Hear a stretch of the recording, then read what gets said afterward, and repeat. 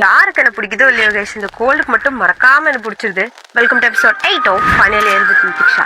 ரெக்கார்டை தொடவே இல்லைன்னு சொன்னோம் இல்லையா, காடு மலை ஏறின்ற மாதிரி கிளாஸ் ரூம், கேன்டீன், வெயிட்டிங் ஹால்னு சொல்லிட்டு எல்லா இடமும் உட்காந்து எப்படியோ ரெக்கார்டு எழுதி சைன் வாங்கிட்டேன். அதுக்கப்புறம் தான் கைஸ் கதையே, இப்படி ஒரு அடி அப்படி ஒரு அடிங்கிற மாதிரி டியூஸ்டே பிளான் பயோடெக் முடிக்கிறோம், அடுத்த டே மாடல் எக்ஸாம், அதுக்கப்புறம் அனிமல் பயோடெக் ப்ராக்டிக்கல் முடிக்கிறோம், அதுக்கப்புறம் திரும்ப மாடல் எக்ஸாம்னு சொல்லிட்டு இதுக்கு நடுவில் ஃபீவர் வேற, டேப்லெட்லாம் சாக்லேட் மாதிரி சாப்பிட்டு பஸ்லலாம் பயங்கரமாக ப்ரிப்பேர் பண்ணி எப்படியோ அந்த வீக்கை கடந்துட்டேன். சரி, இந்த வாரம் தான் இப்படி போச்சு, அடுத்த வாரமாச்சும் கொஞ்சம் பொறுமையாக போகும்னு பார்த்தா தம்பி இனிமே தான்ப்பா மெயின் பிக்சரேங்கிற மாதிரி ப்ராஜெக்ட் சப்மிஷன் தீசஸ்ன்னு சொல்லிட்டு சாமி வந்தது பாருங்க, வாழ்க்கையை எடுத்துட்டேன் கைஸ். டெய்லிக்கு 9-10 மணிக்கு வீட்டுக்கு போயிட்டு செராக்ஸ் கடைலாம் ஏதோ ரேஷன் கடை மாதிரி இருக்கு கைஸ்.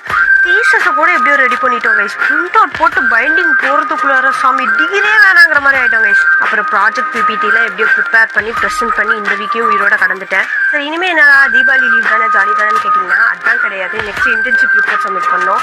தீபாவளிக்கு பட்டாசு அடிக்கிறதும் இல்லையா கைஸ், என் அகாடமிக்ஸ்லாம் பயங்கரமாக அடிச்சிட்டு இருக்கு. ஸோ நான் நெக்ஸ்ட் அகாடமிக் அப்டேட்ஸ்லாம் தெரிஞ்சுக்க என் ஐடி நிதிக்ஷா ஹேச்சா ஃபாலோ பண்ணிக்கோங்க. நெக்ஸ்ட் எபிசோட சொல்கிறேன் பட்டாசு அடிச்சதா இல்லையான்னு சொல்லிட்டு.